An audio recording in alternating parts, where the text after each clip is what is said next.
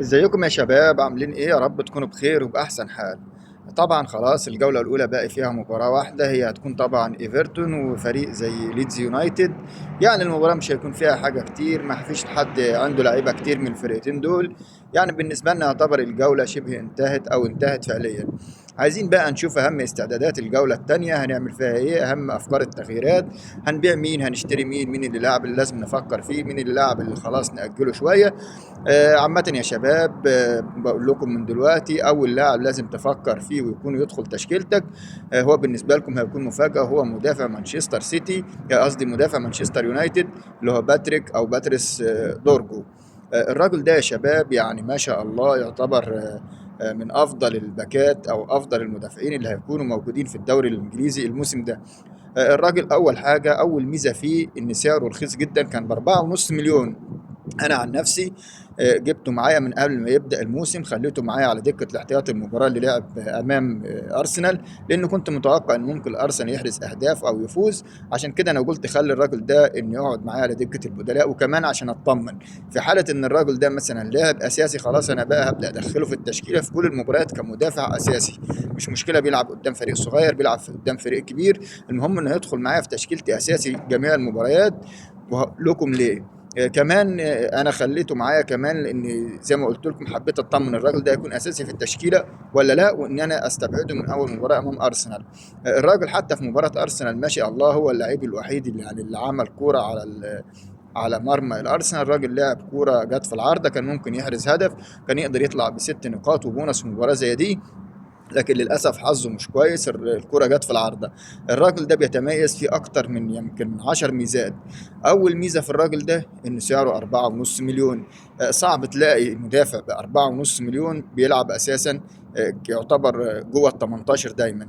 تاني ميزه في الراجل ده انه بيلعب في فريق كبير زي مانشستر يونايتد، يعني هو مش بيلعب في بيرلي عشان كده سعره 4.5 مليون، ولا بيلعب في ليدز يونايتد، ولا بيلعب مثلا في ساندرلاند عشان نقول مثلا طب ما سعره 4.5 انا مش هستفيد بيه. فريق ساندرلاند هو كم مباراه هيطلع كلين شيت، أو مثلا فريق زي بيرلي هيطلع كم مباراه كلين شيت. لا، الراجل بيلعب في مانشستر يونايتد، يعني لازم هتقابله مثلا 10 11 مباراه يقدر يطلع فيهم كلين شيت.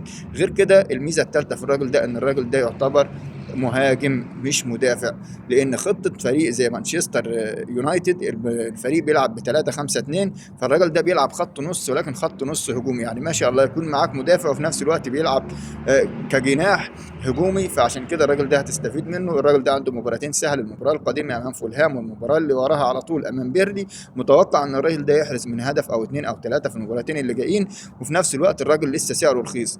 فحاول تخطفه، لان الراجل ده بالظبط بعد سنه بالظبط او يعني في نهايه الموسم انا متاكد ان هيكون من افضل المدافعين في الفانتزي، وهينافس يعني هيكون في الترتيبه الاولى في اكتر لعيب يجيب نقاط او يحرز نقاط الموسم ده. والراجل خلاص الحمد لله تاكدنا انه بيلعب اساسي 90 دقيقه، لان هو لو مش يلعب اساسي ما كانش لعب مباراه تقيله زي مباراه الارسنال في الافتتاح. فمعنى كده واحد زي باتريك دورجو مدافع مانشستر يونايتد هيكون من ابرز المدافعين في اللعبه الموسم ده. وزي ما بقول لك الراجل الحق اشتريه، سعره 4.5. انا متاكد ان الراجل في خلال مثلا اسبوعين ثلاثه سعره هيعدي ال5 مليون، ممكن صعب بعد كده تشتري مدافع ب5 مليون. فانت الحق اخطفه وهو لسه ب4.5 قبل ما يغلى. انا متاكد ان الراجل ده في خلال يوم او اتنين من سعر 4.5 يوصل 4.600 على الاقل او 4.700. فانت بسرعه لسه قبل ما يغلى اهو الحق اشتريه وحطه في تشكيلتك. انا زي ما بقول لك انا حطيته من قبل الجوله ما تبدا، على اساس ان انا مش مشكله هستبعده من مباراه ارسنال، بس بعد كده اتاكدت انه هيلعب اساسي، فخلاص الراجل ده موجود معايا في كل المباريات. الراجل ده في المباراه التحضيريه احرز اكتر من هدف، الراجل ده مستواه مميز، الراجل ده لاعب اساسي في فريق زي مانشستر يونايتد، عشان كده الحق اشتريه واعتمد عليه باقي الموسم. طيب ده بالنسبه لابرز المدافعين اللي احنا قلنا ان احنا نفكر نشتريهم. طيب باقي المدافعين اللي هو زي كيركز، فيرمبونج، ساليبا، باقي المدافعين دول نعمل فيهم ايه؟ انا شايف ان المفروض ان الجوله الثانيه يكون عندك مدافع من الارسنال، يفضل بصراحه واحد زي جابرييل.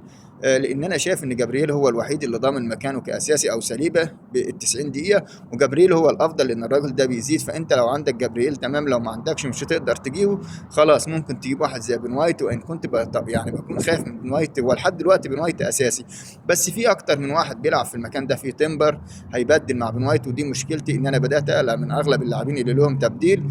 زي طبعا زي ما شفنا جيوجريس بدلوا بهافيرتز. فجيوجريس رغم انه من افضل المهاجمين ولكن لو هيستمر هو معايا في التشكيل على فكره، لكن لو هيستمر ان الراجل يكون هافيرتس هينزل مكانه في الدقيقه 60 او الدقيقه 50 او في الدقيقه 70، خلاص انا بالنسبه لي جيوكريس مش هينفع اعتمد عليه الموسم طالما ليه تغيير هيغيره. انما انا هصبر على الراجل المباراتين الجايين لما اشوف لو الراجل كمل الدقيقه 80 85 90 فما فيش مشاكل جيوكريس معانا كاساسي في كل التشكيلات. انما جيوكريس لو هيطلع بدري عشان يكون كاي هافيرتس هو بديلي، لا انصحك من دلوقتي خلاص، ليه اخلي معايا مهاجم ب 9 مليون وبيغير في الدقيقه 60 والدقيقه 50 والدقيقه 55، ممكن ما يحرزش اهداف زي مباراه امبارح والراجل يطلع بنقطه واحده. عشان كده بيبرز علامه خطر بالنسبه لنا لو استمر كاي هافيرتس بيغيره كمهاجم. انما كاي هافيرتس لو غير من نص الملعب مفيش مشاكل. عشان كده نصبر على جيوكريس كمان يا شباب جوله او اتنين لما نتاكد هل الراجل ده هيبدا يلعب ال 90 دقيقه كل المباريات، فخلاص خليه معاك لانه هيكون من اخطر المهاجمين، او ان الراجل ده هيلعب بس 60 70 دقيقه. فخلاص من دلوقتي بقول لك لا، في مهاجمين افضل منه زي كريس وود شفناه بيحرز هدفين، زي مثلا واتكنز ممكن تعتمد عليه، زي جواو بيدرو. يعني نعم جواو بيدرو ما ظبطتش معاه اول جوله، لكن هي مش هتقعد كده على طول، لازم تاني مباراه يحرز اهداف، مسيره هيحرز اهداف. عشان كده تاني لاعب بقول لك جيوكريس تبدا تفكر فيه تحطه تحت الرادار، هيكمل معانا ماشي مش هيكمل خلاص. تالت لاعب ورابع لاعب هم فريمبونج وكيركس مدافعين طبعا ليفربول يا شباب.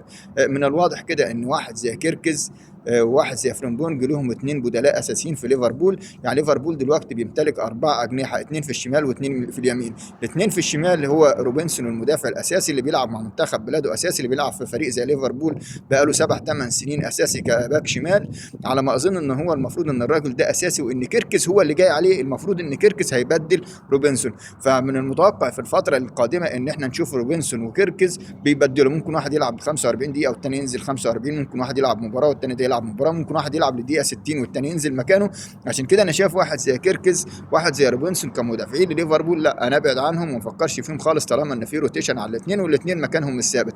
نفس الكلام بينطبق على واحد زي برادلي وواحد زي فيرمبونج. من الواضح كده برضه ان الراجل عنده اثنين، عنده برادلي وعنده فريمبونج، والراجل عايز الاثنين جاهزين. نفس الاثنين اللي في الشمال اللي هو طبعا روبنسون وكيركز عايز برضه يخلي الاثنين اللي في اليمين جاهزين، مش عايز يركن واحد فتره طويله وبيبدا يعتمد عليه بعد كده. هو هيبدا يبدل بين فريمبونج وهيبدا يبدل بين برادلي، يعني زي ما قلنا كده ممكن كل واحد 45، ممكن كل واحد مباراه، ممكن واحد مباراه صعبه، ممكن مباراه واحد صعب سهله. عشان كده انا شايف لو انت هتتجه وعايز مدافع يكون بنفس سعر، يعني انا برادلي عندي قصدي فريمبونج بستة وعندك الثاني بستة كيركز، طب ما ناخد فان دايك على الاقل. فان دايك الراجل بيحرز اهداف بهده، الراجل بيلعب ال 90 دقيقه، او اتجه لفرده من دفاع ارسنال، لان انا متاكد وقلت لكم قبل بدايه الموسم دفاع ارسنال يعتبر من اقوى الدفاعات في البطوله. كلنا شفناه بيطلع كلين شيت امام فريق زي مانشستر يونايتد. عشان كده انا بقول لكم لا، لو هروح لفرده من دفاع، يعني اطلع بال6 مليون بتاعه كيركز او فريمبونج، اخد مثلا واحد زي جابرييل على الاقل عنده هو اول مباراتين ثلاثه صعبه بس بيقدر يطلع فيهم كلين شيت زي ما قلت لكم. فعشان كده بعد كده هتقابلوا مباريات سهله نبدا ندور على فرده من دفاع الارسنال. فمن دلوقتي سيبك من مدافعي ليفربول واتجه مباشره لمدافع الارسنال اللي هيعمل حاجه وهتستفيد منه نقاط كتيره. نفس الكلام يا شباب بينطبق على، يعني زي ما قلت لكم الاثنين المدافعين دول هم دول اللي يبدا تغيروا. زي ما قلت لك عندك مدافعين كويسين زي واحد زي فان دايك ممكن تتجه ليه، واحد زي جابرييل، واحد زي سليبه، بن وايت وتمبر ابعد عنهم برضو تحسبا للتغيير اللي هيكون بينهم. كاليفيور وسيلك اللي في الناحيه الثانيه برضو ابعد عنهم تحسبا للتغيير. خلي معاك واحد زي ما قلت لك باتريك دورجو اللي هو مدافع مانشستر، الراجل ب4.5 وهيلعب اساسي وهتستفيد منه كتير وهيحرز اهداف كتير الفتره القادمه. حاول تفكر فيه وتدخله في تشكيلتك. دول اهم ما ابرز ما يقال عن المدافعين. باقي المدافعين اللي هم مثلا نوتنجهام فورست، باقي المدافعين فمش مشكله ان كان عندك مدافع من الفرقه دي خليه ما تفكرش تبيعه، لان مسير نوتنجهام هيطلع كلين شيت كتير. مش معنى ان فريق زي نوتنجهام دخل فيه هدف المباراه اللي فاتت او ان المدافعين ما احرزوش اهداف ان الوضع هيستمر على كده. لا، خلي مدافعينك زي ما هم. يعني لو انت مش هتفكر تجيب واحد زي دورجو بسعر 4.5 وتستفيد بسعره وتستفيد بفرق الفلوس ان انت تحطها في لاعب في خط الوسط او الهجوم، خلاص يبقى خلي المدافعين بتوعك معاك. بس هم ابرز 3 لاعبين اللي ممكن نضحي عليهم بالدفاع. زي ما قلت لك لو عندك دفاع من ليفربول بيعه ماشي، في الحاله دي بدل بالمدافعين اللي يعجبوك، او ان انت هتبدا تفكر تشتري واحد زي دورجو لانه هينفعك الفتره اللي جايه، او هتاخد فرده من فريق ليفربول اللي عنده مباراه سهله. المباراه اللي جايه امام ليدز يونايتد متوقع يطلع كلين شيت ويكون لهم فيهم مساهمات. اما ابرز اللاعبين اللي في خط الوسط يا شباب اللي نبدا نفكر فيهم، يعني زي ما بقول لك ما تستعجلش في التغيير، بلاش تجري ورا اللعيبه اللي احرزت اهداف الجوله دي. مش معنى ان لعيب يعني لو عندك ايزي ما ينفعش تبيعه عشان ما حرزش اهداف، ما هو هتقابله مباراه سهله هيحرز فيها. لو عندك اسماعيل صار نفس الكلام ينطبق عليه، لو عندك فيرتي سيبو زي ما هو. ما تروحش تفكر في اللعيبه اللي احرزت اهداف وتقارنها باللعيبه اللي ما احرزتش. يعني اكيد 99% اللعيبه اللي ما جابتش اهداف الجوله دي 99% الجوله القادمه هي اللي هتحرز، واللعيبه اللي احرزت هتعدي. حتى لو جابت ماشي مش هتجيب الثالثه، لان ما فيش حد في الدنيا كلها يا شباب بيقعد كل المباريات يحرز اهداف او يقعد كل المباريات ما بيحرزش اهداف. عشان كده لو انت عندك فرده من اللعيبه الاساسيه اللي انت متاكد ان هي مستواها كويس ما حرزتش اهداف، لا خليها زي ما هي، بلاش تبيعها، بشرط ان انت متاكد من جوده اللاعب ده. يعني انا عندي فيرتس مثلا على سبيل المثال، عندك فيرتس، لا ما ينفعش تبيع فيرتس عشان تروح تشتري حد مكانه. لا، فيرتس هيحرس وهيصنع، انا متاكد. سيبك من المباراه اللي فاتت وسيبك من صعوبه المباراه القادمه. ومحدش يقول لي يا شباب ان في مباراه صعبه ومباراه سهله على اللاعب. لا، ممكن لاعب يكون عنده مباراه صعبه ويتالق فيها، وممكن لاعب عنده مباراه سهله وما يعملش حاجه فيها. ما تبصش لصعوبه المباراه، بص لجوده اللاعب. فانا شايف ان واحد زي فيرتس لو عندك في التشكيله بلاش تبيعه، صدقني هتخسر كتير وهتندم ان انت بعته. عندك واحد زي مبويمو سيبه زي ما هو، عندك واحد زي كونيا سيبه زي ما هو، عندك قدوس، عندك ريتشارلسون. معنى الكلام يا شباب ان طالما مش هجيب لاعب جودة اعلى، او ان انا عايز اتخلص من لاعب يعني مبلغه عالي وفي لاعب تاني هيفيدني منه، يبقى ما اعملش التغيير. يعني ايه يا شباب؟ يعني ما اروحش ابيع مثلا واحد زي فيرتس عشان اجيب واحد زي قدوس او ريتشارلسون. ما ضمنش انا ظروف المباراه، ما بيعش واحد زي فيرتس عشان اجيب كونيا او مبويمو او اللعيبه من اللي عملت حاجه، او سيمينيو اللي هو طبعا لاعب بورنموث. عادي سيمينيو الراجل احرز هدفين الجوله اللي فاتت، ممكن الجوله الثانيه واللي بعديها والثالثه والرابعه ما يعملش حاجه. فمش شرط، زي ما بقول لك النقاط مجمعه، واحنا بنبص على الموسم على انه موسم متكامل. يعني ما تاخدش الموسم قطعه قطعه. مش معنى اللاعب ما عملش الجوله دي ان انا راح ابيعه وراح اجيب واحد تاني، فاللي انا بعته هو يحرز اهداف واللي انا اشتريته ما يعملش حاجه، فاندم ارجع تاني للراجل اللي انا بعته، اقعد اخسر في الفلوس اللي معايا وابص الاقي الميزانيه باظت مني. لا، اثبت على لعيبتك. اللعيبه الوحيده اللي تفكر تبيعها او تجيب منها هم الثلاثه الغاليين. زي ما قلت لك، واحد زي كول بالمر من الواضح، وانا قلت الكلام ده اكتر من 15 20 مره في اكتر من حلقه. كول بالمر ما فيش منه فايده السنه دي. كول بالمر من الموسم اللي فات، من النص الثاني الموسم اللي فات، الراجل ما كانش بيعمل حاجه. حتى كاس العالم للانديه اللي لما لعبه كله ما عملش فيه حاجه، باستثناء مباراه باريس سان جيرمان اللي احرز فيها هدفين. لما لعب المباراه التحضيريه ما عملش حاجه. يعني كول بالمر بقاله بالظبط 8 9 شهور ما بيعملش حاجه في الملعب. مش معنى كده انه مش هيحرز اهداف المباراه اللي جايه، لا هيحرز يا شباب، بس انت حاول ما تفكرش فيه كتير. يعني في افضل منه. يعني مثلا ممكن تحط ساكا مكانه، ممكن تحط فيرتس، ممكن تحط جاكبو وتوفر الفلوس تستفيد بيها في مكان تاني. اما بالنسبه لمحمد صلاح، زي ما قلت لك محمد صلاح انا شايف هالاند افيد منه الموسم ده، وهالاند هيحرز اهداف كتيره وهيكون من افضل المهاجمين واكتر تقريبا. هالاند هينافس على الهداف وبقوه وهيعمل سكور عالي في التهديف.